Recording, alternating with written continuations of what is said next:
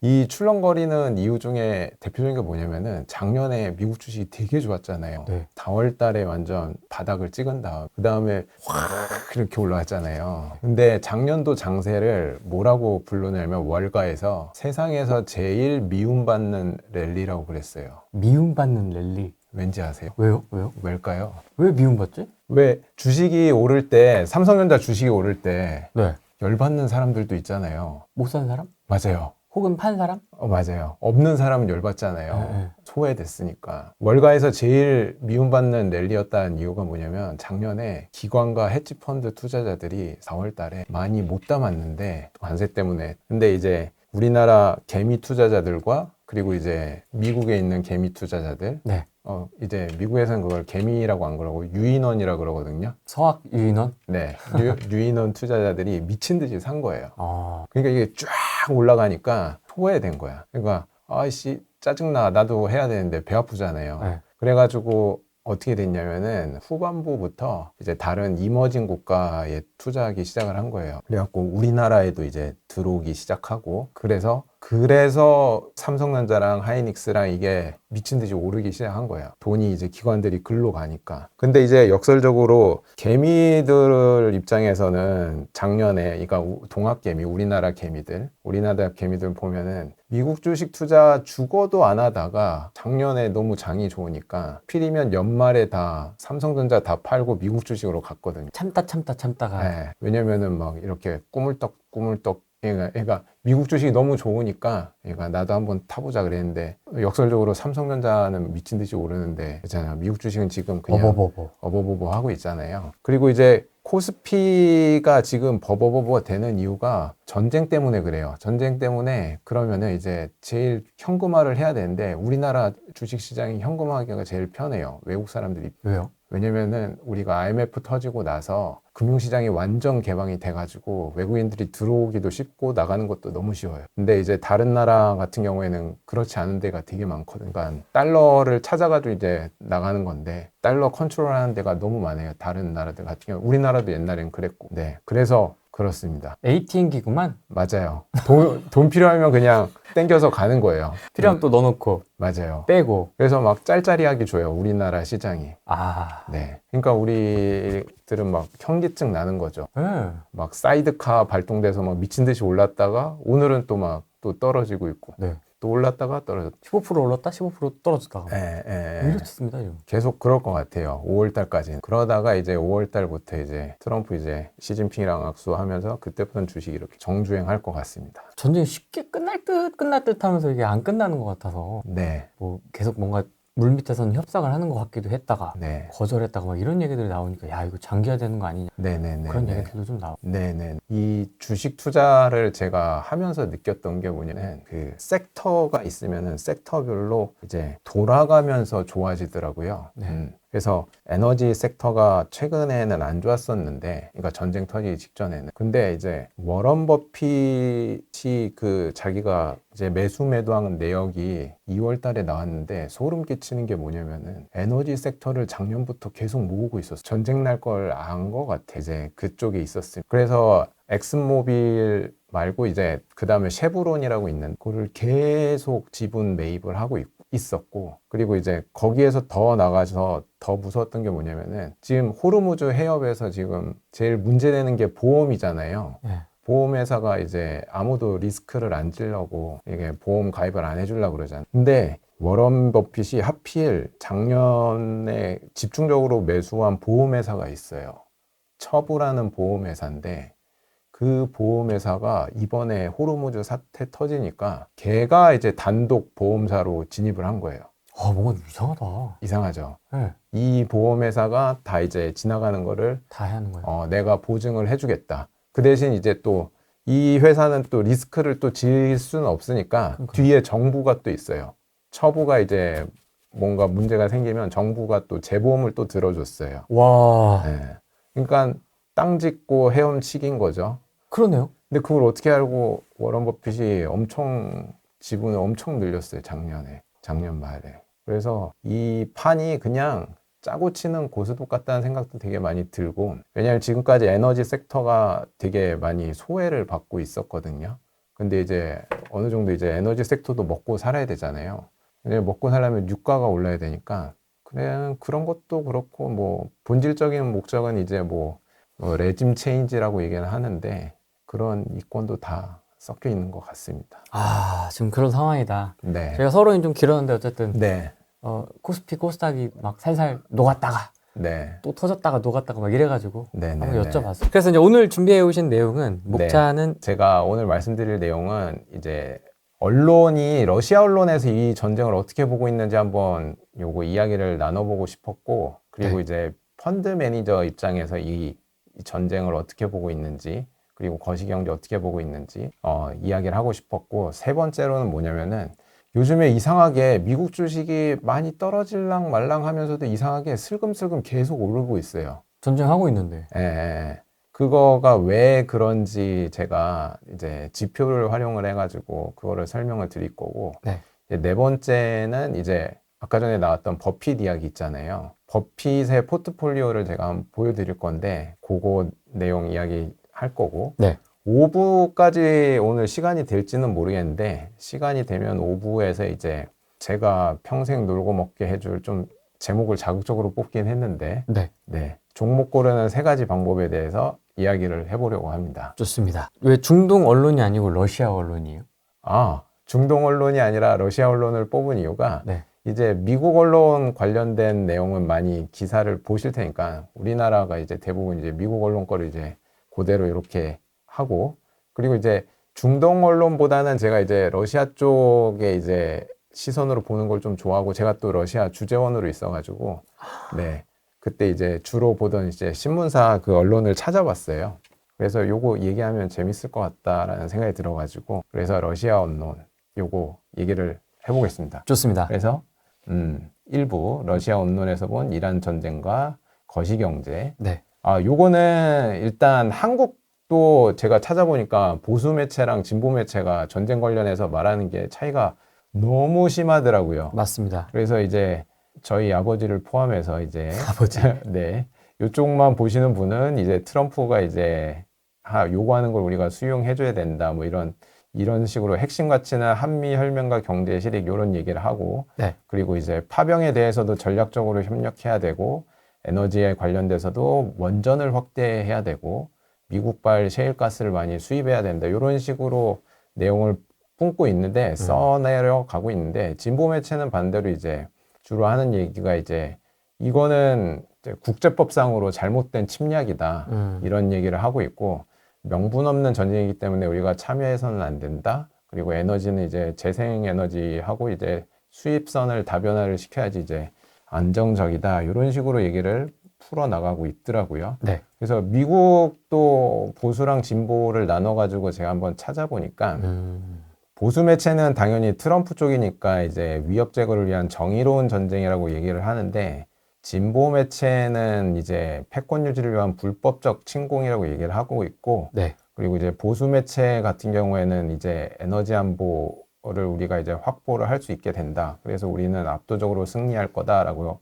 보지만 진보는 전쟁 이거 그냥 끝도 없이 계속 지속될 거다. 그리고 전쟁으로 인해서 인플레이션이 엄청 심해질 거다. 이런 식으로 얘기를 하고 있고 이제 경제적 전망 측면에서 보수 매체는 이제 장기적으로 이걸 하고 나면은 이제 에너지 시장이 안정화되고 그리고 에너지 주권을 우리가 가져갈 수 있다라고 얘기를 하지만 진보는 물론 트럼프를 싫어하니까 네. 스태그플레이션이 올 거다. 그리고 경기 침체가 올 거다라고 얘기를 하고 있고요. 똑같네요, 언론들이. 네, 똑같죠. 그래서 이거부터는 이제 러시아 언론에서 이제 발췌한 거를 제가 정리를 했는데 네. 신문사 중에 타스 통신이라고 유명한 데가 있는데 네. 여기서 하는 얘기는 이제 이 보면은 처음에는 이란이랑 미국이랑 이렇게 평화할 것처럼 막 협상을 하고 있었잖아요. 근데 러시아가 하는 얘기가 애당초에 평화롭게 할 생각이 없었다 이거예요, 그냥. 그래서 겉으로는 여기 보면 스모크 스크린이라고 되어 있잖아요. 그냥 겉으로는 뭐뭐 평화롭게 할 것처럼 하다가 그냥 칼을 꽂았다 뭐 이런 식으로 다 뉴스를 쓰고 있더라고요. 그 다음에 이제 러시아가 지금 불안해하고 있어요, 보니까. 다음 타겟은 러시아가 될 수 있다. 지금 인형 뽑기식으로 이제 지도자를 죽이고 있잖아요. 인형 뽑기. 네. 그래서 나도 차례가 될 수 있지 않을까라도 불안에 떨고 있고. 그래서 러시아 언론 당연히 이제 유가 오르는 거 이제 미국 책임으로 막 몰아가고 있는데, 네. 근데 웃기게도 이번 사건으로 제일 수혜를 보는 데가 러시아예요, 러시아. 러시아? 네. 왜냐면은 서방 제재 때문에 지금 수출을 못 하고 있었는데 유가 때문에 이거 제재를 풀어주고 그리고 유가가 올라가니까 돈이 막 미친 듯이 재정 수입이 늘어나기 시작을 한 거예요. 그리고 또 그 다음에 이제 러시아랑 우크라이나랑 아직도 전쟁을 하고 있잖아요. 네. 근데 전쟁하려면 돈이 많이 필요한데 돈이 지금 미친 듯이 잘 벌리고 있어요, 지금. 미국도 어마어마하게 지금 혜택을 보고 있고 그래서 야, 이거를 보면서 아, 다 이게 돈 때문에 돌아가네. 이런 생각이 되게 많이 들었어요. 특히 미국 같은 경우에는 그 기름이 나는 곳이 알래스카에도 되게 많거든요. 근데 거기를 지금까지 개발을 안 했던 게 이제 그걸 개발을 하면 누군가 사줘야 되잖아요. 근데 사줄 때가 주로 어디예요? 일본, 한국 아니면 중국에서 사줘야 되는데 네. 근데 여기에서 알래스카에서 나오는 것보다 그냥 중동 거 석유 갖다 쓰면 훨씬 싸잖아요. 그러니까 굳이 개발해서 거기 걸 살 일이 없는데 이런 일이 터지고 나니까 알래스카 그 개발하는 거를 일본한테 지금 맡겼어요. 일본도 하겠다라고 얘기를 했어요. 그것도 자기 돈 안 들이고 일본한테 그냥 야, 네가 개발해 여기에. 그 다음에 네가 사가. 뭐 이런 식으로 하고 있어요. 네. 그래가지고 미국도 어마어마하게 지금 돈을 많이 벌고 있어요. 스타크래프트 어렸을 때 혹시 하셨나요? 요새도 밥 먹으면서 봅니다, 유튜브로. 그래요? 네. 굉장히 그래요? 좋아합니다, 보는 거. 아, 네네네. 네. 그 스타크래프트로 따지면은 지금 중국이 자원이랑 가스 채취를 하고 있는 그 상황에 거기에다가 이제 중간에 미국이 지금 들어가서 벌처 한 마리 약간 심어놓은 듯한 기분이잖아요. 그래서 예, 벌처로 계속 이렇게 툭툭툭툭 건드릴 수 있다라는 걸 지금 보여주고 있는 상태이기 때문에 그래서 지금 현재 상황은 이러한 상황이고 그래서 중국 언론도 어떤 식으로 이걸 보도하는지 중국 언론 얘기도 한번 찾아보니까 네.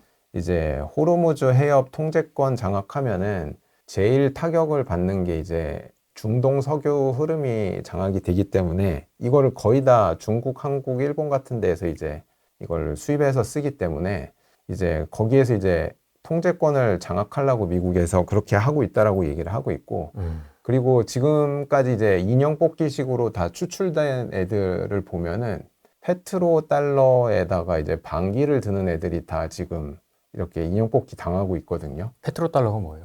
아, 페트로 달러가 이제 미국은 어찌 됐건 지금 기축통화국인데 기축통화국이 옛날에는 금태환제가 있을 때는 금과 달러를 교환 비율이 금 1온스당 35달러에 이걸 교환하는 비율이 있어가지고 네. 그래서 그러한 상태였는데 이제 전쟁을 통해 가지고 달러를 너무 많이 찍어내니까 옛날에는 금이랑 패깅되어서 이제 달러가 이제 발행하는 게 이제 금이 채굴되는 양만큼만 발행을 할 수가 있는데 미국이 그냥 미친 듯이 달러를 많이 막 발행을 해버리니까 유럽에서 뭐지?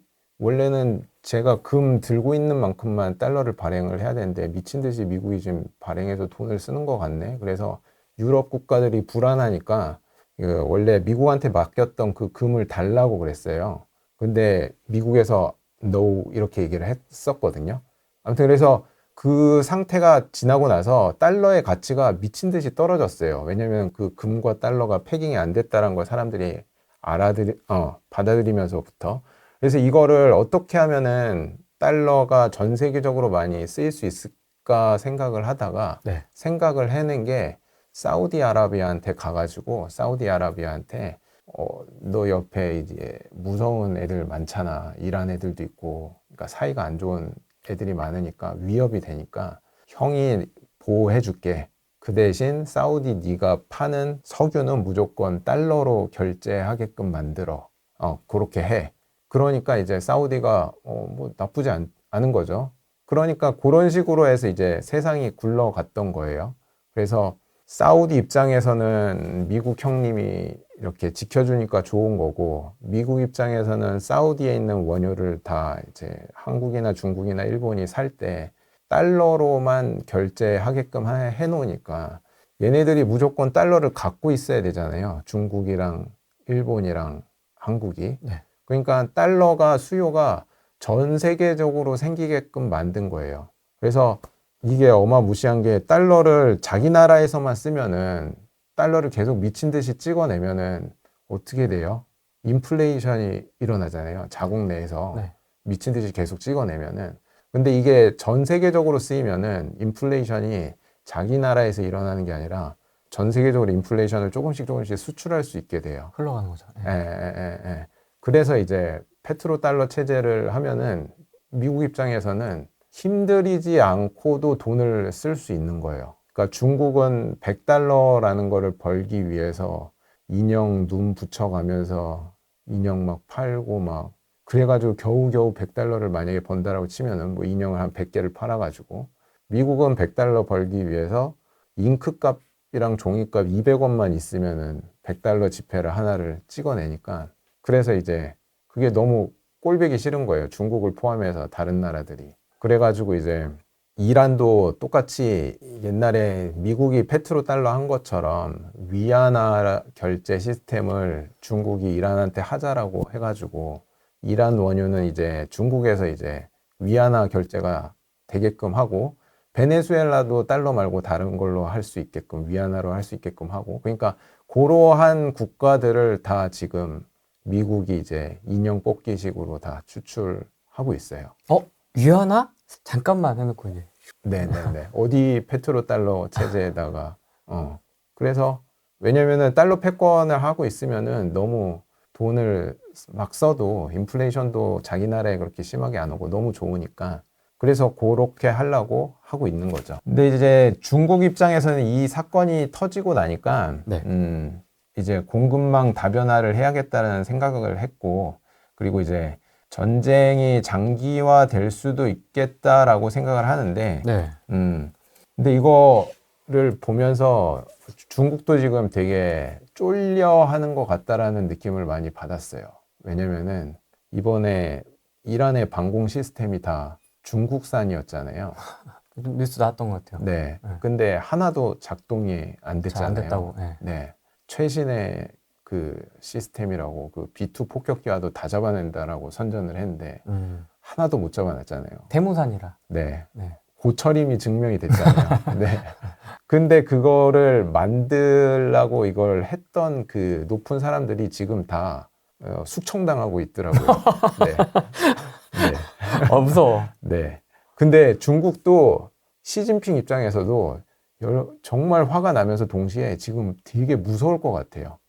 왜냐면 자기들도 똑같은 방공 시스템 지금 쓰고 있을 거 아니에요. 북경에도. 쫙 깔아놨는데. 근데 이제 미국이 B2 가지고 이제 왔을 때 아무것도 못해. 네, 고철인 게 지금 이미 전쟁으로 이게 증명이 됐으니까 네, 지금 그런 상태다. 네.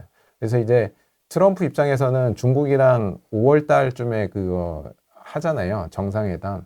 그거 하기 전에 이제 자기가 쓸 수 있는 카드를 최대한 많이 만들려고 하는 것 같다라는 생각이 들었습니다. 네. 네.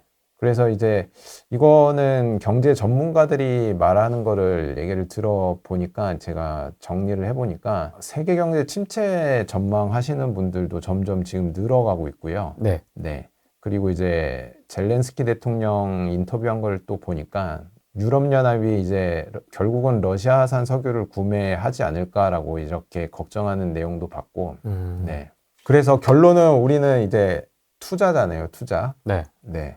이러한 상황이 터졌을 때 어떠한 투자를 해야 될지 제가 섹터별로 수익률을 한번 정리를 해왔는데, 네. 여기에 보시면은 여기 티커라고 되어 있는 게 ETF 상품이라고 생각하시면 돼요.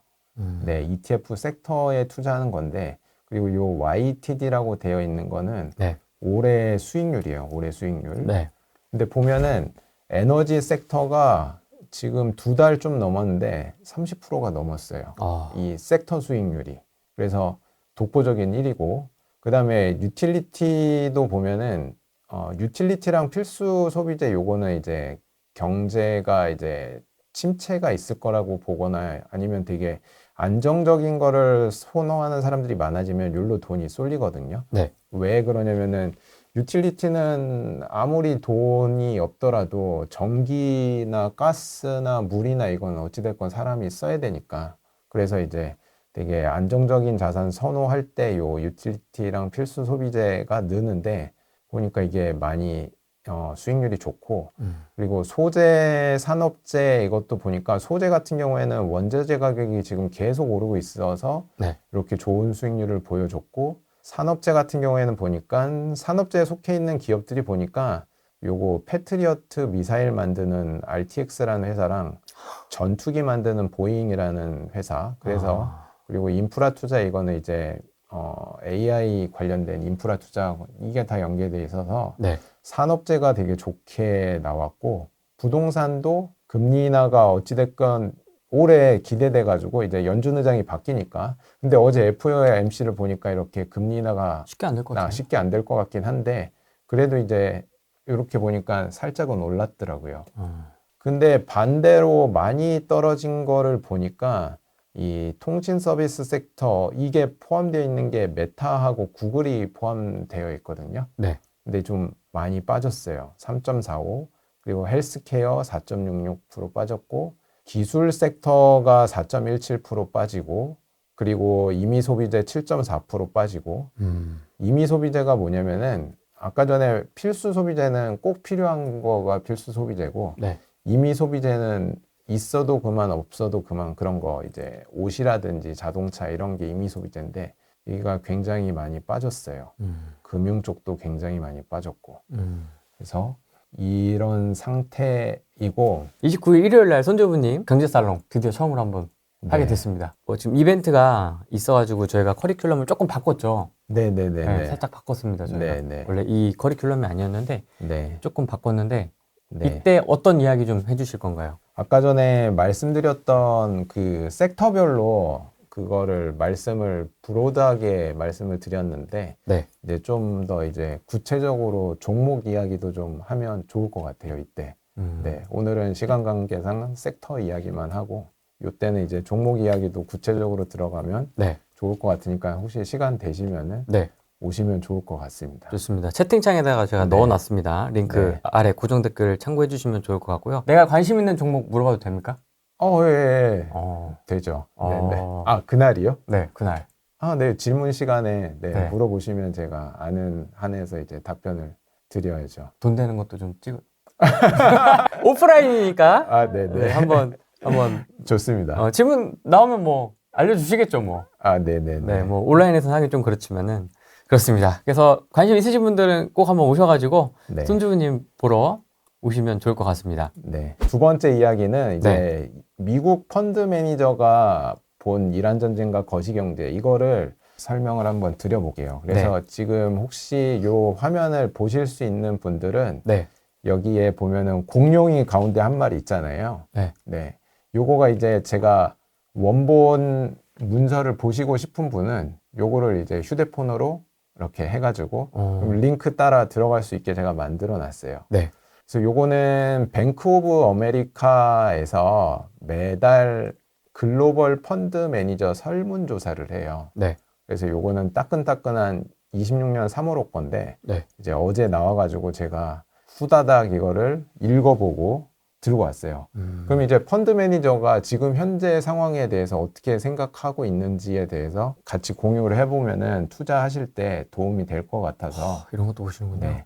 그래서 들고 왔는데 네. 그래서 일단 읽어보니까 펀드 매니저들이 전쟁 발발 당시에 코로나 이후 최대 규모로 지금 현금 보유량을 늘렸어요. 그래서 조금 불안해하고 있다라는 게 느껴졌고 그래서 펀드 매니저들이 지금 보고 있는 게 유가가 올라가면은 경제 성장이 저해될 것이고 그리고 인플레이션이 약화되니까 스태그플레이션이 오고 스태그플레이션의 뜻이 경제 성장은 안 되는데 물가가 오르는 게 스태그플레이션이거든요. 맞습니다. 네. 그런 다음에 이제 펀드 매니저들이 포트폴리오 조정을 이제 어떤 식으로 지금 하고 있는지를 네, 제가 조사한 걸 보여드릴게요. 네. 그래서 지금 펀드 매니저들의 현재 심리 그래프인데 요거를 어떻게 해석을 하시면 되냐면은 여기 맨 밑에 보면은 펀드 매니저가 앞으로 경제 성장이 어떨 건지 기대치를 더하고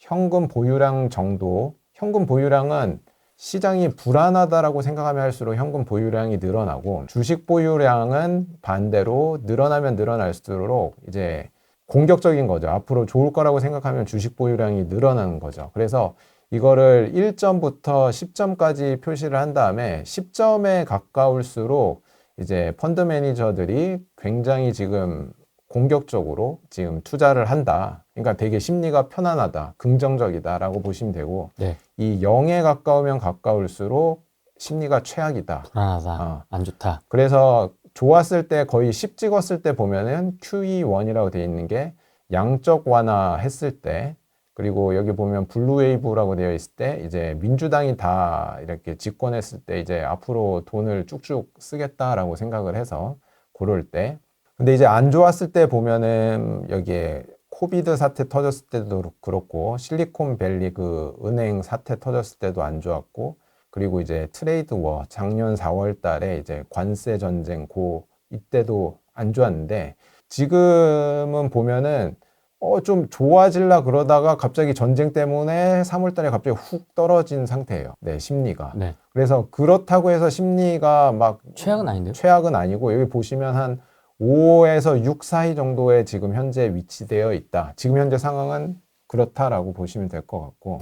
그래서 이 그래프는 뭐냐면은 여기 보면은 붐이라고 되어 있는 게 요거 네이비색 컬러잖아요. 네. 이 붐의 뜻이 뭐냐면 경제가 붐업된다. 그 뜻이 뭐냐면 여기 제가 그냥 쉽게 써놨는데 경제가 성장하고 물가도 오르는 거를 붐이라고 그러고 이제 경제가 성장하지 않고 물가는 그냥 지지부진하거나 그냥 떨어지는 거를 스태그네이션이라고 하고 그리고 이게 스태그네이션이랑 스태그플레이션이랑 헷갈리시면 안 돼요. 스태그네이션은 그냥 이렇게 침체되는 거, 경제도 별로고 물가도 잘 안 오르거나 떨어지는 거.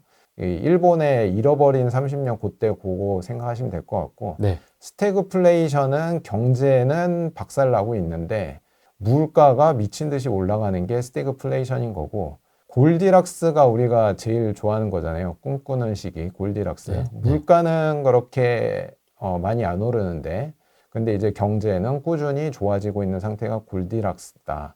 그래서 노란 게 골디락스 좋은 거라고 생각하시면 되고 요 색깔 청록색 이게 안 좋은 건데 스태그플레이션 여기 보시면은 이 연초에 1월달, 2월달까지만 해도 약간 골디락스 분위기였는데 전쟁이 터지면서 갑자기 밑으로 확 내려왔어요. 네. 미래 경제. 그리고 스태그플레이션은 연초에는 떨어지다가 갑자기 전쟁이 터지면서 갑자기 스태그플레이션 쪽을 베팅하는 게 확 늘었어요.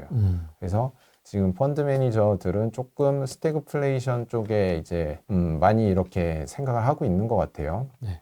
그래서 요거 읽어보시면은 경기는 나쁘지 않거나 오히려 뜨거운데 전쟁 때문에 물가가 안 잡혀서 결국 성장이 꺾이는 최악의 상황이 올까봐 겁난다 라고 지금 보시면 될 것 같고 그래서 스태그플레이션이 쏠려 있을 때 주식시장의 변동성이 엄청나게 커지거든요. 네. 그래서 지금 코스피도 보면은 막 토 나올 것 같잖아요. 네. 막 어지러워요. 위로 올라갔다 내려갔다 올라갔다 내려갔다. 그러니까 이렇게 스태그플레이션이 오고 막 이렇게 심할 때는 투자하실 때 가급적이면 금리에 민감한 성장주보다는 여기에서 말하는 금리에 민감한 성장주의 뜻이 뭐냐면은 지금 현재 돈 버는 거는 별로 없는데 미래에 대한 가치 때문에 주가가 형성되어 있는 주식들은 비중을 줄이시는 게 좋아요.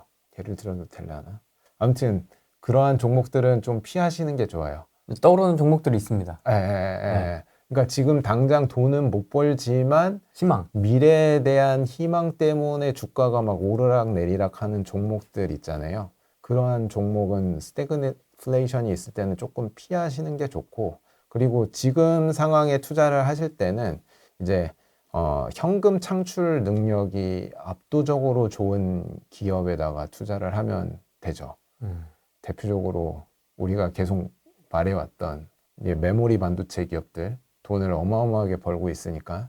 그리고 그러한 쪽이나 아니면은 원자재나 에너지 쪽에다가 투자를 하는 게 네. 낫지 않나라고 생각을 하고 있습니다. 요거는 포지션 변화인데 2026년 3월 기준으로 네. 얘네들이 들고 있는 포지션에 대해서 보여주는 건데 여기에 보면은 오른쪽으로 파란색으로 돼 있는 거 있잖아요. 네. 그게 이제 전월 대비해 가지고 여기에 보면은 MOM이라고 되어 있잖아요. 이게 전월 대비해 가지고 얼마나 포지션이 늘었나라고 보는 건데 보면은 일본에다가 집중 투자하고 있어요. 무슨 말이에요, 이게? 일본이랑 헬스케어랑 현금이랑 필수 소비재가 압도적으로 많아요. 일본 주식을 담았다는 거고요. 맞아요. 일본 주식에다 담는 이유는 뭐냐면은 네. 전 세계 경제가 불안정해질 때는 일본이 엔화가 점점 강해져요. 그렇기 때문에 엔화로 돈이 몰리는 그런 습성이 있기 때문에 그래서 재팬을 늘린 것 같고 그리고 헬스케어랑 필수 소비재 현금 이거 다 세상이 불안정할 때 돈을 늘리는 성향이 있어요. 일로 돈이 쏠려요. 세상이 불안정할 때. 네. 왜냐면은 헬스케어는 어찌됐건 몸 아픈 거와 관련된 거니까 아무리 돈이 없어도 몸 아픈 거에는 사람들이 돈을 쓸 거 아니에요. 그리고 필수 소비재도 똑같이 아무리 돈이 딸려도 먹고 사는데 지출은 해야 되잖아요. 네. 식료품 같은 거. 그러니까 그러한 쪽으로 이제 돈이 몰리고 있다라고 보시면 될 것 같아요. 그래서 여러분들이 유심히 보셔야 될 게 일본이랑 헬스케어. 여기서 말하는 일본은 이제 일본 주식, 헬스케어, 현금, 필수 소비재, 원자재. 원자재는 요거는 이제 전쟁 때문에 그리고 파운드화. 파운드와? 파운드화가 영국의 파운드 그걸 말하는 건데 왜 파운드화에 투자가 많이 됐냐면은 지금 제일 안 좋게 보는 게 유로화예요. 유로화 왜 그러냐면 그 중동 지역이 유럽이랑 가깝잖아요. 그래가지고 유럽 쪽에 이제 돈을 빼가지고 이런 쪽으로 지금 가고 있는 상태예요. 그러니까 근데 이제 영국도 그러면 유럽 아니에요? 라고 할 수 있는데 영국은 EU에서 탈퇴했어요. 브렉시트. 네네. 그게 또 여기에서 또 좋게 작용할 줄은 몰랐네요. 네. 그리고 영국의 물가 상승률이 너무 최근에 심해가지고 금리를 되게 높은 상태로 지금 유지를 하고 있어요. 그래서 금리가 높으면은 그 화폐 가치가 세지는 거니까 그리고 달러화 같은 경우에도 세상에 안 좋은 일이 있으면 항상 달러화가 강해져요. 네. 이건 어쩔 수 없는 것 같아요. 일로 다 돈이 쏠리고 그다음에 에너지 그리고 이머징 국가, 채권, 미국 달러, 그리고 이제 유틸리티, 기술주. 이 기술주나 유틸리티는 그렇게 크진 않은데 이제 기술주로 살짝 조금씩 이제 돈이 들어가기 시작하는 모습을 보여주고 있고. 근데 이머징은 네. 왜 담아요? 세상이 어지러워졌는데. 질문 잘하셨어요. 네. 이머징의 대표적인 국가가 이제 브라질 같은 경우에는 브라질에서 이제 생산하는 게 거의 다 원자재예요. 주요 수출품이. 네. 그러니까 이머징 국가들의 대부분이 그런 거를 생산을 해요. 원자재를 생산을 해. 네. 그러니까 원자재 가격이 오르니까 걔네들은 혜택을 보는 거죠. 그리고 이번에 그 호르무즈 사태로 혜택 보는 데 중에 하나가 브라질도 들어가요. 아, 네. 왜냐면은 석유 같은 경우에 이제 산유국 중에서 호르무즈 해협이랑 관련이 없는 산유국들이 지금 다 혜택을 보고 있어요.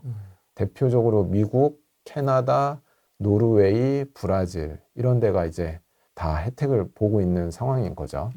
그래서 이제 반대로 요 맨 끝단에 보면은 지금은 이제 주식은 많이 팔고 있고 네. 그리고 유로존에서 돈이 좀 빠져나가고 있고 이게 임의 소비자라고 되어 있는 거는 아까 말씀드린 대로 필수 소비자의 반대예요. 있어도 그만 없어도 그만. 여기서는 돈을 엄청나게 지금 많이 뺐어요. 전월 대비해가지고.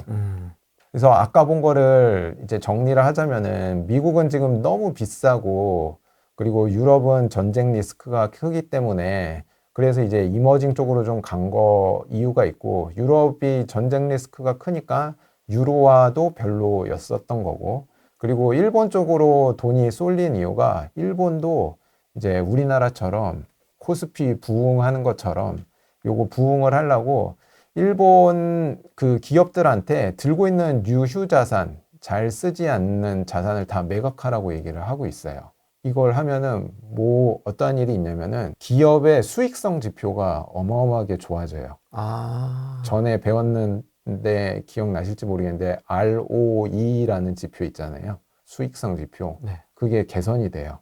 그러니까 예를 들어 가지고 유유자산 매각 뜻을 더 쉽게 설명드리자면은 제가 카페 운영을 하고 있다라고 해볼게요. 카페인데 카페 안에 테이블이 30개가 있어요. 카페 안에 테이블이 30개가 있는데 평소에 운영을 해보니까 30개가 다 차지 않고 항상 한 10개만 차는 거예요. 테이블이.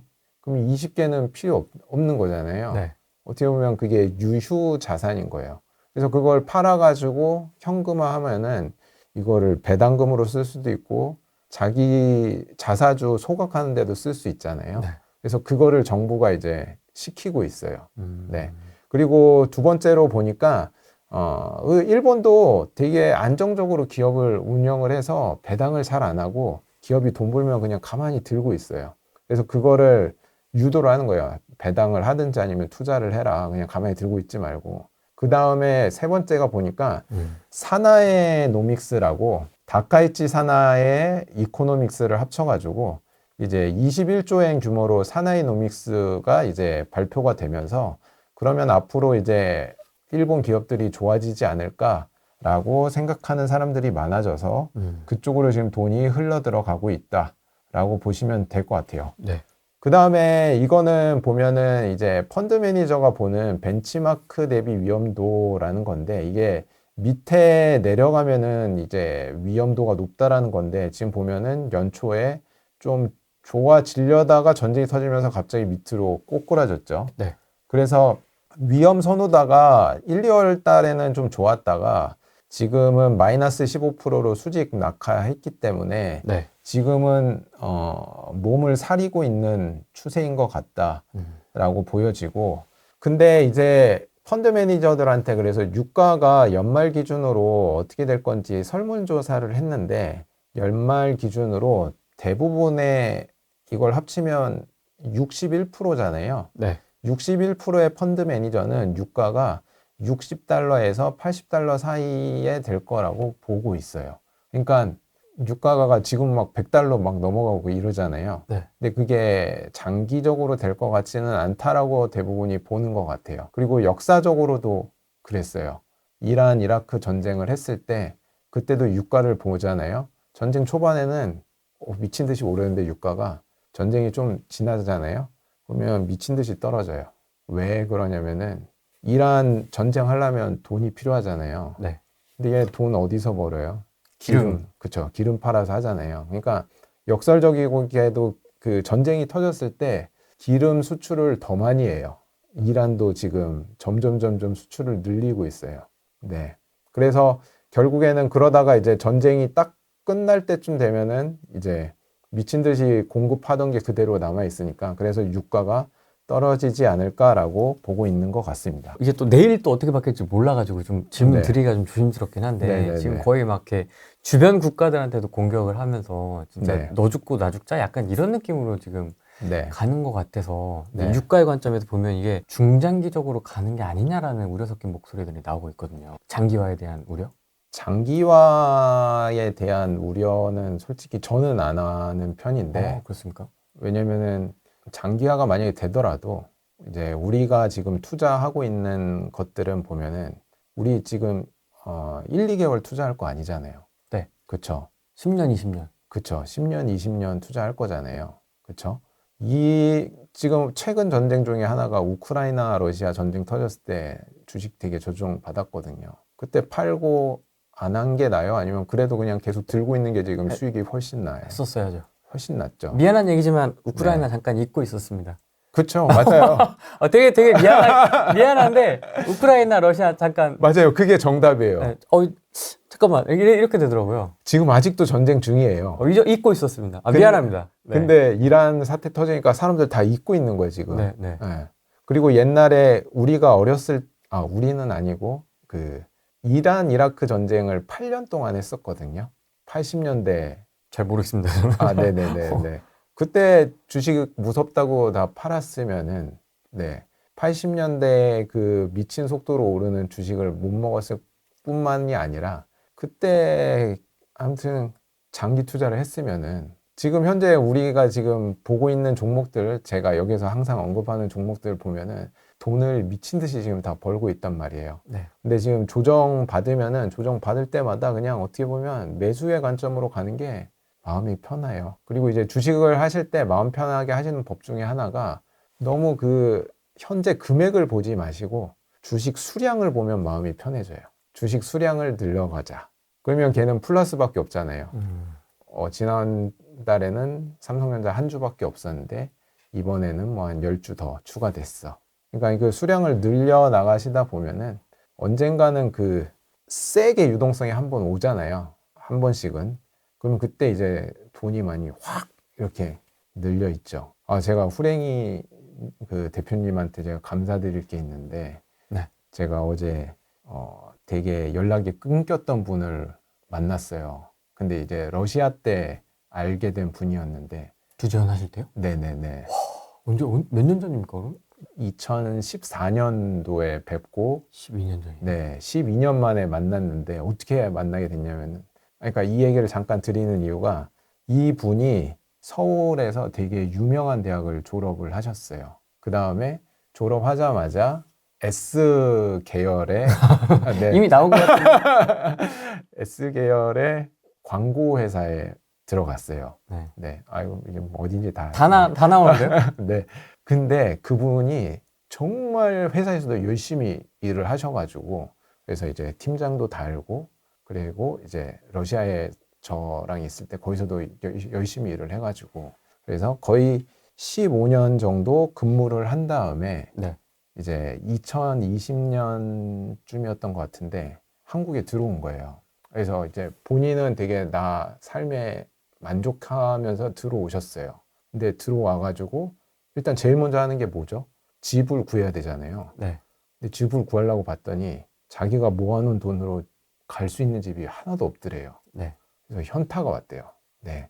현타뿐만이 아니라 공황장애 비슷하게 오셨어요. 왜냐면은 나 지금까지 우리나라 사회가 시킨 대로 열심히 살았는데 내가 갈 수 있는 집을 알아보니까 지역을 언급하진 않겠지만 서울도 아니고 다른 지역에 그리고 또 되게 오래된 구축의 전세를 갈 정도밖에 안 돼가지고 현타가 왔대요. 네. 그럴 수 있죠, 충분히. 네. 왜냐면 그때까지 재테크를 하나도 안 했거든요. 그래가지고 그때부터 후랭이 TV를 시청을 했대요.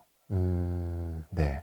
그래가지고 부동산 이제 어느 정도 수준이 올라가시고, 그 다음에 이제 강남 쪽에 집을 하나 사셨다 그러더라고요. 갑자기 강남으로 확 뛰는데? 네. 중간에 몇 번 이렇게 하고. 그래가지고 이제 아무튼 그분을 만났는데, 그래서 주식 투자하시면서 이제 부동산 잘 하시는 분이 주식 투자도 잘 하시는 것 같아요. 여기 구독자 분들도 잘 하실 것 같아요. 왜냐면 기다릴 줄 알아요. 근데 주식만 하셨던 분들은 막 다음날 떨어지면은 저한테 전화 와요. 오늘 떨어졌는데 왜 떨어진 거냐. 다음날 오르면은 올랐는데 지금 팔아야 되는 거냐. 어쨌든 전화가 오네? 네. 오르든 떨어지든 전화가 오네요. 네. 그러니까 제 친구들한테 예를 들어서 엔비디아를 사라고 그랬는데 매일 연락이 오는 거예요. 사야 돼? 팔아야 돼? 사야 돼? 팔아야 돼? 미치겠더라고요.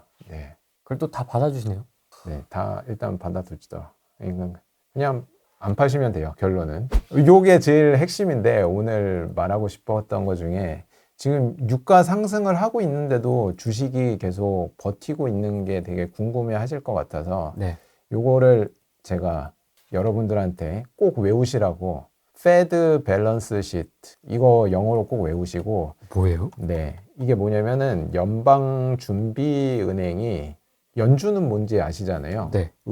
미국 은행 위에 은행 중앙은행이 연준이잖아요. 네. 근데 자산은 뭐냐면은 얘네들이 들고 있는 것들을 자산이라고 그러는데 얘네들은 뭘 들고 있냐면은 국채를 들고 있어요. 그래서 얘네들이 자산이 올라간다라는 뜻은 뭐예요? 국채를 많이 갖고 있다라는 뜻인 거고 이 자산이 줄면은 국채의 양이 준다라는 뜻이거든요. 근데 국채량이 는다라는 뜻은 뭐냐면은 국채를 사올 때 어디서 사오냐면은 네. 어디서 사올 것 같아요? 국채를 연준이 국채를 사올 때 어디서 사와요? 시중에 있는 은행들한테 사와요. 개별 은행한테. 네, 은행들이 보유하고 있는 국채를 사와요. 그러면은 사올 때 돈 줘야 될 거 아니에요. 무슨 돈으로 주는지 아세요? 찍어서 주는 거예요? 맞아요. 찍어서 줘요. 그러면 역설적으로 연방준비은행 자산이 증가한다라는 뜻은 뭐예요? 증가하면은 시중은행에 돈이 지금 계속 나가고 있다라는 뜻인 거예요. 네. 이해되셨죠? 네. 그러면 얘를 한번 보시면은 네. 연방준비은행의 자산이 늘어난다는 게 국채가 미친 듯이 올라간다라는 거고, 국채가 올라가면은 그 은행들한테 그 국채를 사온다 그랬잖아요. 네. 그러면 은행한테 따끈따끈하게 찍은 그 돈을 준다라고 얘기를 했잖아요. 네. 그러면 은행의 지급준비금이 올라가고, 은행의 지급준비금이 많아지면은 대출도 많이 할 수 있기 때문에 M2가 증가를 해요. 그래서 시중의 유동성이 어마어마하게 풍부해지고, 근데 요 최근에 연준 자산을 보니까 전쟁을 하려고 마음을 먹은 것 같아요. 연준 자산이 계속 올라가고 있어요. 1월 달부터. 1월 달부터.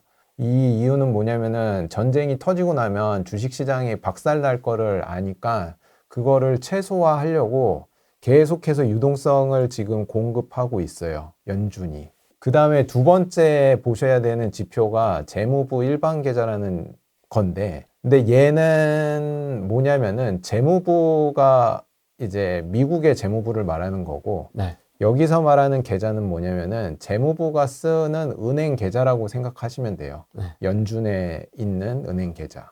그러면 얘 계좌도 잔고가 올라갈 때도 있고 내려갈 때도 있잖아요. 네. 그러면 재무부에서 돈을 쓰면은 계좌 잔고가 어떻게 될까요? 줄어요. 맞아요. 그게 정답이에요. 재무부가 돈을 쓰기 시작하면은 돈이 쫙 계좌 잔고가 계속 줄면서 그 돈이 시중으로 나가는 거예요. 네. 그래서 이게 플로우를 보면은 TGA 잔고 그게 떨어지기 시작을 하면은 그러면 이제 지급준비금, 은행의 지급준비금이 올라가요. 네. 왜냐면은 이게 재무부에서 돈을 쓰니까 계좌 잔고가 떨어지는 거잖아요. 그래서 은행의 지급준비금이 올라가면 은행에 돈이 많아지니까 그래서 M2가 증가해요. 그러니까 이것도 어떻게 보면은 양적 완화랑 비슷해요. 근데 보면은 얘가 전쟁을 하려고 한 것처럼 보이는 게 1월 달 이후로 보면은 이렇게 계속 TGA 잔고 방향이 밑으로 내려가고 있어요. 줄어들어요. 그러니까 TGA 잔고가 내려가면은 이게 시중에 돈을 풀고 있다라는 뜻으로 해석을 하시면 돼요. 그래서 이 짤을 제가 들고 왔는데 트럼프가 주식시장이 떨어질까봐 사전에 돈을 막 미친 듯이 풀고 있는 것 같아요. 역시 계획이 다 있었어. 이런 지표들을 보면 그럼 뭔가 좀 심상치 않았구나 뭐 이런 걸 좀 느끼셨겠네요. 이거 뭐 네. 숫자가 왜 이러지 갑자기? 네, 그래서 저도 현금화를 다 하려다가 요거 유동성 방향성을 보니까 돈은 계속 풀고 있네 라는 생각이 들어서 그래서 전쟁 중임에도 불구하고 그냥 들고 가는 게 더 나을 수도 있겠다라고 생각해서 그냥 계속 들고 있어요. 안 팔고. 그러니까 이제 걱정을 타고 주가가 꾸물덩꾸물덩 오른다 그러잖아요. 그래서 걱정을 타면서 계속 주가는 계속 오르고 있더라고요. 전쟁은 미국이 하는데 네. 우리나라 주식이 더 박살났어. 네. 우리나라한테 쏜 것 같아 미사일을. 이게 우리나라가 ATM 머신이라서 그럴 수밖에 없는 것 같아요. 그리고 사모펀드 사태도 터지고 막 이러니까 사모펀드 사태 이야기는 아시죠? 어찌됐건 소프트웨어 기업들한테 대출을 해줬는데 대출을 이제 상환을 제때 받기 위해서 담보 가치로 잡은 게 소프트웨어 기업들의 매달 발생하는 매출을 가지고 그걸 담보로 돈을 빌려줬는데 오픈 클로우라는 클로우드 이런 거에서 인공지능이 좋은 게 나오니까 소프트웨어 기업들 얘네들 거지 되겠네 싶어가지고 돈을 막 미친 듯이 찾기 시작한 거죠. 네. 사모펀드에 그 가입했던 사람들이 돈 내놔 그러면은 사모펀드 입장에서 이걸 팔아서 줘야 되는데 팔라고 보니까 너무 많이 떨어졌으면은 이걸 팔면은 엄청나게 손실이잖아요. 주가가 너무 떨어졌는데 근데 이제 팔면은 제일 먼저 파는 게 그간 많이 오른 걸 먼저 팔 거란 말이에요. 한국 코스피가 그간 많이 올랐기 때문에 그래서 그냥 쭉쭉 뺀 것 같아요. 네. 근데 그 사모펀드 발 금융위기가 온다라는 썰도 막 돌던데 네. 그 리스크는 좀 어느 정도의 심각함이라고 보세요? 그거는 아무도 예측을 할 수 없는 상태예요. 왜냐면은 사모펀드발 그 위기가 나온 자체의 이유가 뭐냐면은 뭐든지 규제가 심해지면은 은행 규제 때문에 그게 생긴 거거든요. 은행 규제가 심해지니까 은행이 대출을 해주고 싶어도 규제가 심해지니까 대출을 못 해준 거예요. 그러면 대출이 필요한 사람은 은행에 가지 않고 사모펀드에 간 거예요. 그래서 사모펀드에서 돈을 빌린 거예요. 근데 사모펀드에서 돈을 빌리고 나서 보니까 이제 사모펀드 그 운영자가 돈을 빌려줄 때는 이 기업들의 안정적인 매출을 보고 빌려줬는데 대부분 소프트웨어 기업들한테 많이 대출을 해줬어요, 보니까. 근데 이제 소프트웨어 매출은 원래 구독하면은 따박따박 매달 구독료 들어가니까 네. 매출이 예측이 되니까 그러한 기업들을 월가에서 되게 좋아하는데 지금 인공지능이 너무 발달되고 나니까 얘 단번에 망할 수도 있겠다라는 생각이 드니까 그래서 막 팔기 시작을 한 거예요. 그래서 그게 문제가 된 건데 근데 이게 정말 문제가 크게 되면은 진짜 금융위기까지도 올 수 있을 정도의 큰 건데 이미 알고 있어요, 이제. 알고 있기 때문에 미국 정부도 알고 있단 말이에요. 그러니까 이런 게 터지려고 그러면 터질 때마다 돈을 계속 쫙쫙 싸줘요, 금융권에다가. 지금 그러고 있거든요. 네. 그래서 약간 불안한데 계속 모니터링은 하고 있어서, 그렇죠. 좀 불안하긴 하죠. 네. 네. 근데 불안하지만 아까 돈이 필요할 때마다 금융위기가 오는 이유가 뭐냐면은 돈이 필요한데 금융기관이 돈이 없으면은 그게 금융위기가 오는 건데 필요할 때마다 연준이 24시간 전당포를 지금 오픈했거든요. 24시간 열려 있어요. 너희 돈 필요하면 나한테 와. 내가 그냥 줄게. 그래서 금융위기 올 가능성 거의 없다라고 봐요. 그런 상태입니다. 불안불안은 하지만은 막 그런 크게 터질 만한 모니터링 하고 있다. 하고 있다. 지켜보고 있다. 다 알고 있다. 지금 이제 응급실에 이렇게 이제 뭐죠? 신호 CPR이라 네, 그러나? 네, 네. 그 신호 가고 있는데 이제 떨어질라 그러면 삐 하면은 이제 심폐소생 계속 바로. 전기 충격기 바로 또 살아났어. 또 죽을라 그러면 약간 그런 상태다.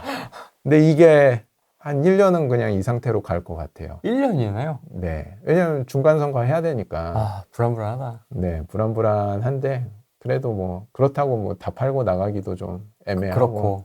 네. 그렇다고 해서 이게 폭락이 오면은 안 팔면 그만이에요. 폭락이 오는 걸 더 좋아할 수도 있어요. 시장에서는. 그러면 이제 대놓고 연준이 들어와서 이제 양적 완화 그냥 돈 물대포로 그냥 막 뿌릴 거 아니에요. 코로나 때도 그랬잖아요. 코로나 때도. 그래서 이게 학습이 된 것 같아요. 저 같은 투자자가 많아졌어요. 결국 안 좋아지면 연준이 도와주겠지. 계속 투자를 하셔라. 아, 너무, 네, 이렇게 너무 걱정하고 발을 네. 떼면 안 된다.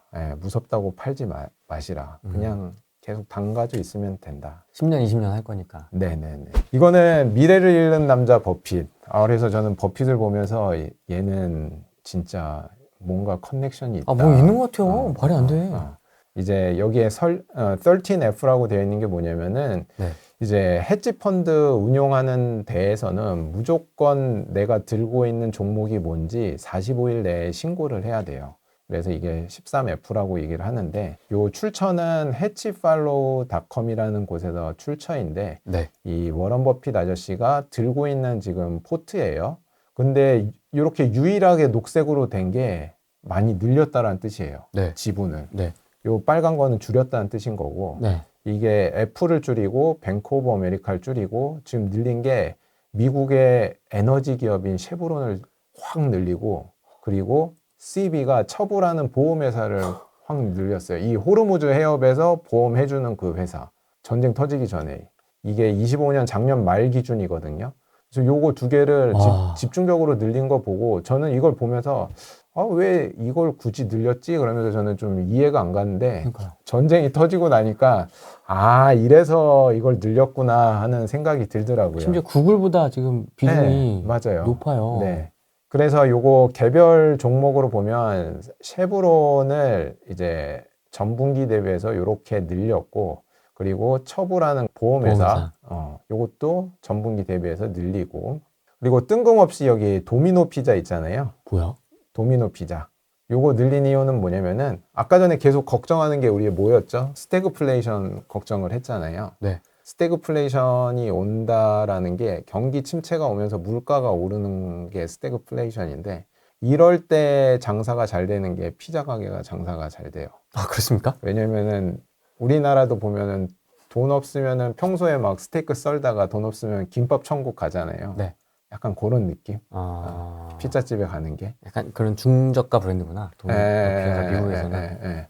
그리고 도미노는 이제 약간 그 브랜드 로열티 방식으로 운영을 하기 때문에 그래서 이제 자산 규모는 작은데 돈은 되게 잘 벌어요. 그러니까 자기가 직접 하는 게 아니라 그냥 이제 프랜차이즈 모집해가지고 그러니까 그것만 이제 브랜드나 운영 노하우 같은 거를 제공해주고 매출에 대해서 일정 퍼센티지 자기가 가져가는 사업 모델이라서 되게 깔끔하게 좋죠. 그 다음에 마지막으로 이 추가한 종목을 보니까 라마르 애드버타이징이라고 5개 광고하는 회사인데 워렌 버핏이 제일 좋아하는 회사가 경제적 해자가 높은 회사를 좋아하거든요. 맞아요. 이제 경제적 해자가 뭔지는 아시잖아요. 그놈의 해자. 네네. 저희 초창기 방송할 때 네. 설명해 주셨지 않습니까? 네네네. 네. 그 성 주변에 있는 그 굉장히 넓은 또랑 물 있는 데가 해자인데 이 라마르 애드버타이징을 제가 조사를 해보니까 미국에서 제일 큰 5개 광고 기업인데 네. 경쟁사가 들어올 수가 없더라고요 보니까. 네. 왜냐면은 5개 광고가 그냥 막 허가를 해주면은 막 지나가다가 여기저기에 다 광고판으로 막 난리 날 거 아니에요. 그래서 허가 받은 데에서만 5개 광고를 할 수가 있는데 그 허가를 제일 많이 들고 있어요 여기가. 뭐 담배 판매 이런 거랑. 맞아요. 담배랑 약간 비슷한 느낌이에요. 그래가지고 아까 전에 스태그플레이션이 오면은 투자할 때 제가 고성장 성장주보다는 그 에너지 아니면 원자재 기업 아니면은 현금을 따박따박 잘 버는 기업에 투자하는 게 좋다라고 말씀드렸잖아요. 네. 이 회사가 대표적으로 현금을 따박따박 잘 버는 회사인 거예요. 그리고 경쟁사가 쳐들어올 위험도 없고. 그래서 이거를 할 때쯤에 다 예측을 한 것 같아요. 버핏은. 스태그플레이션도 예측을 하고 그리고 전쟁도 예측을 해서 에너지 가격이 미친 듯이 오르고 그리고 이제 호르무즈 해협 그게 저는 제일 소름이었어요. 그 보험을 아무도 안 하려고 그러는데 이 처부가 들어가서 정부 재보험을 등에 업고 이 처부가 자기가 독점으로 보험을 제공을 해주고. 아니, 처부가 그 독점한다는 걸 어떻게 하는 거지 도대체? 그래서 쉐브론 같은 거를 언제 매수하면 좋냐면은 지금 매수하시는 건 약간 위험할 수 있어요. 네. 왜냐면 지금 너무 많이 올랐어요. 그래서 이거는 우리가 스터디 해놓고 있다가 전쟁 분위기가 나중에 그러니까 평화로울 때 얘를 사놓는 거죠. 그러네. 평화로울 때. 그러면은 지금은 이제 팔고 나가는 시점 아니면 모멘텀 투자를 하고 싶은 사람은 지금 하셔도 상관없는데 이제 조금 과요금 부리지 말고 조금 먹고 바로 버릴 정도로 그래서 에너지 자산은 전통적으로 인플레이션 시기에 이제 포트폴리오 방어 자산이라서 한 것 같고 처부 같은 경우에는 우리나라에서는 라이나 생명이 처부더라고요. 네. 그래서 워런 버핏이 보험회사를 좋아해요. 왜냐면 보험회사는 일단 고객으로부터 돈을 먼저 받잖아요. 네. 그걸 영어로 플로트라고 그러는데 돈을 받은 다음에 그 사고가 터졌을 때 돈을 지불을 하는 거잖아요. 근데 사고가 터지기 전까지는 이 돈 가지고 굴리는 거지. 막 굴릴 수 있거든요. 그래서 이게 땅 짚고 헤엄치기라고 좋아하고 그리고 처부 같은 경우에는 작년도에 플로리다 쪽에서 그 태풍이 지나가가지고 막 집들이 많이 부서지고 이러면은 이제 사고가 터지고 나면은 보험료율이 확 올라가거든요. 그리고 그때 주가는 많이 떨어지고 그때가 살 시점이에요. 보험회사 투자할 거면. 왜냐면 보험료율이 올라가면 차후에 들어오는 매출은 늘어나고 주가는 지금 조정받아서 되게 싸진 상태이기 때문에 그래서 뉴스를 보다가 무슨 태풍 카트리나. 그래서 너무 옛날 사람이다. 아니야. 그런 게 뜨면은 보험회사 조정받았으면 들어가면 괜찮죠. 네. 그다음에 뉴욕타임즈는 왜 샀는지 조사를 해보니까 이것도 저 소름이 돋았는데 뭐였지? 지금 인공지능 모델 있잖아요. 네. 알고 계신 게 뭐 있죠? 제미나이 있고 오픈 챗GPT, 챗GPT, 그쵸? 클로드, 제미나이, 그록. 클로드, 그록 이게 총 한 70여 개 인공지능 모델이 있는데 얘네들이 어떤 식으로 작동하는지 오픈 퀘스천을 했는데 답변하는 방식을 구조적으로 뜯어보니까 70개의 모델이 다 비슷해지고 있대요. 소름 돋죠. 다 각자 다르게 개발을 했는데 작동하는 원리가 지금 계속 닮아가고 있대요. 그 말뜻은 뭐냐면 결국에는 미래에는 어떠한 걸 쓰더라도 똑같은 답을 얻어낼 확률이 높아지는 거죠. 높아지는 거죠. 왜냐면 어찌됐건 얘네들이 학습한 게 인류의 지능을 학습을 했고 그리고 작동하는 알고리즘도 똑같은 방식으로 학습을 했기 때문에 다 비슷해지고 있다는 얘기예요. 그러면 우리가 지금까지 제가 해왔던 것 중에 범용제와 특수제 얘기를 계속 했었잖아요. 범용제가 최악이라 그랬잖아요. 왜냐면 구분이 안 되니까 A가 만드나 B가 만드나 다 똑같으니까 범용제는 별로라고 그래서 반도체도 범용제에서 지금 특수제로 가니까 투자를 해야 된다고 얘기를 했잖아요. HBM. 네. 근데 인공지능 자체가 범용제로 가고 있다라고 본 거예요. 그러면 범용제로 가고 있을 때 제일 중요한 게 뭐냐면은 인공지능 모델은 다 어디서 만드나 다 똑같아지지만 어떠한 기업이 들고 있는 독점적인 그 데이터 정보는 그거는 따라할 수 없는 거기 때문에 독보적인 거기 때문에 그게 이제 특수제가 되는 거죠. 네, 차별화 요소가 되는 거기 때문에 그래서 뉴욕타임즈를 매수를 한 것 같아요. 네. 왜요? 연결이 안 되는데? 뉴욕타임즈가 보유하고 있는 수많은 데이터. 정보들이 독점 데이터인 거죠. 그래서 그거에 대한 가치를 많이 둬서 한 건데, 근데 워런 버핏도 이거를 많이 투자는 안 하고 그냥 약간 정찰병만 지금 보내놓은 상태예요. 도미노 피자는 아까 말씀드렸듯이 경기 침체 시에 매출 유지하니까 안정적으로 돈을 벌 수 있고, 요 5개 광고 기업 같은 경우에는 경제적 해자가 강력하기 때문에 5개 광고는 아무나 할 수 없고 허가 받은 사람만 할 수 있기 때문에 배당 수익을 안정적으로 먹을 수 있다. 그래서 결론은 경제가 혼돈스러울 때는 돈 지금 캐시 잘 벌고 있는 기업이 최고다. 그렇죠. 여기다가 투자를 하셔라. 그겁니다. 그래서 이걸 특징을 그냥 세 개로 나누면은 버핏은 브랜드 파워가 센 애에 투자를 하는 걸 좋아하고 현금을 잘 창출하는 애에 투자하는 걸 좋아하고 재무 구조도 안정적인 애를 좋아하더라. 그래서 요거는 뭐냐면은 인터브랜드에서 매년 한 번씩 소비자들이 좋아하는 브랜드 파워 요거 등수 발표를 하거든요. 근데 버핏이 투자한 게 애플 투자하고 있죠. 전 세계 1등 브랜드, 그리고 코카콜라 전 세계 7등. 브랜드 파워가 높으면은 이게 경제적 해자가 되거든요. 왜냐면 샤오미 폰을 제가 얼마 전에 최신 샤오미 폰을 보니까 가격이 170만 원이더라고요. 샤오미 폰이요? 네, 사고 싶어요? 아니요, 전혀. 전혀죠. 네. 왜 그래요? 브랜드 파워가 개똥 같으니까 안 사는 거 아니에요? 비싸기도 하고. 네. 근데 최신의 기술을 다 집약해서 만들었는데 170이었어요. 안 팔리더라고요. 근데 샤오미야. 네. 이거는 좀. 선 넘었죠. 네. 예. 그러니까 브랜드 파워가 그래서 무서운 것 같아요. 그래서 요것도 제가 주기적으로 보는 걸 추천드려요. 왜냐면은 나이를 먹으면 먹을수록 돈은 투자할 돈은 있는데 트렌드에 뒤떨어져가지고 어디에 투자할지를 몰라요. 어렸을 때는 트렌드는 잘 읽었는데 돈이 없지. 돈이 없었어 그때. 그렇죠. 제가 대학교 다닐 때 애플 투자해야 되는데 맞아요. 생각을 했는데 네. 못했던 것처럼. 네. 그래서 요거를 주기적으로 확인하시면은 1등부터 100등까지의 기업을 인터브랜드에서 매년 발표를 하는데 새롭게 진입한 기업을 유심히 보고 투자를 시작하시면 좋아요. 그래서 올해 새롭게 들어간 애를 찾아보니까 네. 유니클로가 들어갔어요. 유니클로가 우리나라에서만 인기가 많은 게 아니라 미국에서도 지금 폭발적으로 인기가 늘고 있어요, 지금. 이제 아는 거지. 네, 가성비 좋다라는 걸 안 것 같아요. 그리고 또 경기 침체를 일본은 벌써 30년을 겪었잖아요. 그러니까 그거에 특화되어 있는 브랜드가 많잖아요. 유니클로도 그렇고 무인양품도 그렇고 경기 침체 특화, 뭐 가성비를 극대화시킨 우리나라는 자주 이런 것도 있고. 근데 이제 미국에서도 지금 스태그플레이션 얘기가 계속 나오니까 미국에서도 지금 먹히고 있어요. 옛날에는 막 폴로 랄프로렌 가서 사다가 이제는 그 말만 없는 유니클로 비슷한 그 룩도 있더라고요. 그래서 인스타 보니까 이렇게 비교한 영상 많더라고요. 폴로랄프로렌, 유니클로. 똑같이 이제 옷을 스타일로 입은. 그리고 워런 버핏이 좋아하는 기업의 대표적인 거를 이제 또 말씀을 드리자면은 수익성이 좋은 기업을 워런 버핏은 좋아한다고 그랬잖아요. 네. 돈을 잘 버는 기업. 네. 그러면 돈을 잘 번다라는 얘기만 하면 약간 애매하잖아요. 추상적이잖아요.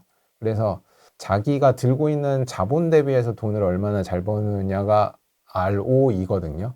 옛날에 제가 맨 처음에 출연했을 때 설명했던 게 이제 내가 5억을 가지고 카페를 창업을 했는데 1년 동안 카페를 운영을 했더니 순이익이 1억 원이 났으면은 수익이 어떻게 돼요? 20%가 나잖아요. 네.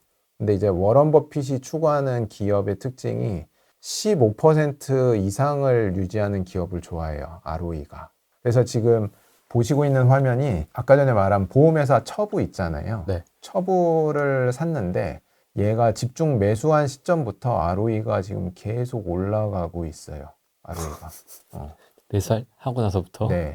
신기하게 잘 사요. 코카콜라는 말할 필요도 없어요. 지금 ROE 40이라고 되어 있잖아요. 네. 40%대에서 그냥 계속 유지되고 있고 아, ROE 40이면은 어마무시한 거예요. 40%면은. 네, 우리나라 기업 대부분이 ROE가 10%안 돼요. 하지만 우리의 삼성전자, 샘송 어, 글로벌 브랜드 5위. 네네네. 삼성전자 ROE가 지금 미친 듯이 올라가서 30% 넘어섰어요, 이제. 뿌듯합니다. 네. 그래서 이런 기업에 투자를 하셔야 돼요. 그리고 애플 같은 경우에는 더 심해요, 얘는. 이건 뭐야? ROE가 100%가 넘어가요. 150%, 150%. 이게 뭐야? 그렇죠. 미친 기업인 거죠. 그래서 요거는 버핏이 들고 있는 섹터 변화 추이인데 빨간색이 기술 섹터고 네. 보면 기술 섹터가 계속 줄이고 있는 모습을 볼 수가 있고 확실히 그렇게 좋아하진 않는 것 같아요. 아, 네, 안 좋아요. 별로 안 좋아하는 것 같아요, 확실히. 자기가 먹던 밥을 좋아하는 것 같아요. 그런 것 같아요. 파이낸스, 요 파란색이 파이낸스인데 결국은 파이낸스를 다시 늘려가고 있는 모습을 볼 수 있어요. 그래서 요거는 그냥 제가 개인적으로 한번 넣어봤는데 그 브랜드 파워가 중요하니까 브랜드 파워를 한번 넣어봤고 요건 시가총액 순위 한번 넣어봤는데 네. 시가총액이 높은 애가 일하기 좋은 것도 100위 안에 들고 글로벌 브랜드 순위도 다 보면은 한 100위 안에 다 들어요. 그냥 초보자분들 입장에서는 이런 것들 그냥 모아 나가시는 게 좋다. 너무 많은 거를 알려드리면은 머리 터질 것 같아서 그러니까요. 그냥 제가 추천드리는 3개의 지표만 보셔도 그냥 먹고 사는데 지장 없어요? 중간 이상은 가지 않을까. 중간 이상만 가도 돼요. 네네. 그래서 첫 번째로 보셔야 되는 지표가 아까 전에 워런 버핏 때부터 계속 얘기했지만 ROE가 높은 기업에 우리는 투자를 해야 돼요. 네. 네. ROE가 높은 기업에 투자를 해야 되는 이유를 제가 설명을 잠깐 드리자면은 근데 이게 그냥 높으면 안 되고 꾸준하게 계속 높은 기업에 투자해야 돼요. ROE가 수익성이. 예를 들어 볼게요. 제가 살고 있는 동네 지하철역에 내리면은 인형 뽑기 집이 있어요. 네. 그 마두로 뽑듯이 하는 그 인형 뽑기 집이 있는데 거기가 장사가 너무 잘 되는 거야. 정확히 한 3달 뒤에 똑같은 인형 뽑기 집이 바로 옆에 생겼어요. 그럼 얘 매출이 어떻게 되겠어요? 반토막. 거의 반토막 나겠죠. 근데 거기서 안 끝나요. 여기 뒤편에 하나가 또 생겼어요. 이쪽 편에 하나 또 생겼어요. 그래서 지하철역 안에 4개가 동시에 생겼어요. 그러면 맨 첫 번째 인형 뽑기 집의 ROE가 처음에는 돈을 막 긁어 모았을 때니까 ROE가 막 40% 됐을 거예요. 예를 들어서. 근데 계속 생기니까 지금은 아마 ROE가 10% 밑으로 떨어졌을 거예요. 그러니까 제가 드리고 싶은 말씀의 핵심은 ROE가 높은 기업을 무조건 골라야 되고 높되 이게 계속 유지될 수 있는 기업을 골라야 돼요. 그거를 모르겠으면 ROE 추이를 우리가 보면 알 수가 있거든요. 네. 네. 그래서 이 기업이 만약에 그 인형 뽑기 회사가, 그 가게가 ROE가 높은 상태로 만약에 계속 유지되려고 하는 법 중에 하나는 예를 들어서 송파구청장한테 로비를 해가지고 네. 인형 뽑기 집은 역에 하나만 있어야 된다. 5개 광고처럼. 만약에 그렇게 했으면은 이 회사의 ROE는 40%에서 계속 유지되겠죠. 네. 그쵸. 그러면은 여긴 무조건 사야 되는 거죠, 이게. 네. 좋은 기업이니까. 네. 이게 경제적 해자랑도 다 연결되는 거예요. 경제적 해자가 높아야지 다른 놈이 못 쳐들어오니까 삼성전자, 하이닉스 좋다고 제가 막 투자 마이크론 그 얘기를 계속 하는 이유도 장사가 잘 되면은 그 인형 뽑기 가게 바로 옆에 생긴 것처럼 HBM이 잘 팔려? 중국에서 똑같은 거 할 수 있어요? 못해요. 왜 못하죠? 그런 이걸 만들 수 있는 기술도 없고 중국은 가능하지만 이제 개별 기업 입장에서 봤을 때 요거 HBM 만들려고 그 공장도 지어야 돼. 그리고 비싼 반도체 장비도 ASML에서 사와야 돼. 그러면 수십조 원이 깨지거든요. 그걸 감당할 수 있는 기업이 별로 없고. 근데 그것만 있어도 끝이 아니에요. 그냥 그렇잖아요. 말이 길어졌는데 ROE 무조건 중요하니까 그거 보셔야 되고. 두 번째는 이 기업이 좋은 건 알겠어. 알겠는데 얘가 쌀 때 사면 좋잖아요. 네. 그래서 펄을 저는 전에 한번 알려드렸잖아요. 네. 근데 펄은 산업군별로 비교하는 게 애매하니까 PG, 팩 지표를 한번 알려드렸었는데 네.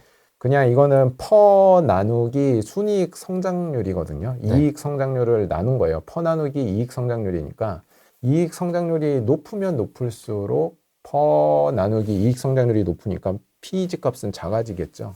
그래서 그 PEG 지표를 꼭 보셔라. 그게 두 번째였고, 세 번째로 보라고 말씀드린 거는 월가에서 삼성전자 순이익 전망을 한 번 하고 끝내는 게 아니에요.